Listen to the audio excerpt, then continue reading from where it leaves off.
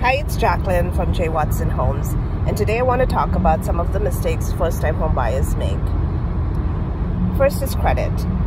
So what I noticed is first-time home buyers are not paying attention to credit until it's time to purchase a home. To fix your credit, it sometimes takes a little while to get that process on the way, and so I would suggest that you start to look at your credit a little more closely in anticipation of buying a home. In addition, looking for a home before you get a mortgage pre-approval.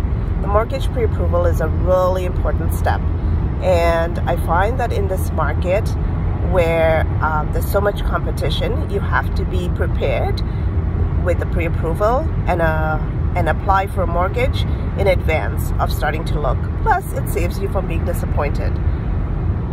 Another one is your reluctance to use RRSP towards your down payment. So there's a great option for you to use the RRSP towards the down payment.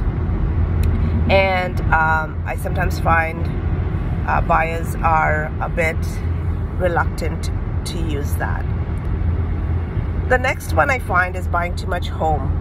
I think as buyers start to look at properties and what's available, they start to want more than they can afford. And sometimes you don't want to be house poor, but you want to have enough space. So probably taking a better look at what your needs are versus what your wants are. You can always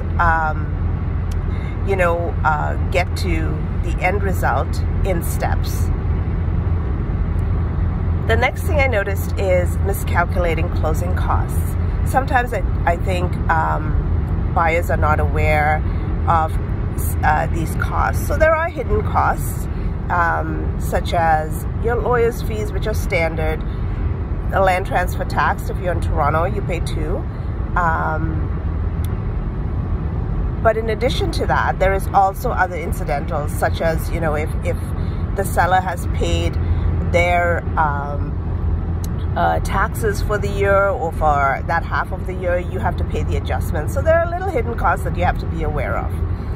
And the last important item that I feel that is the most important is waiting for that unicorn.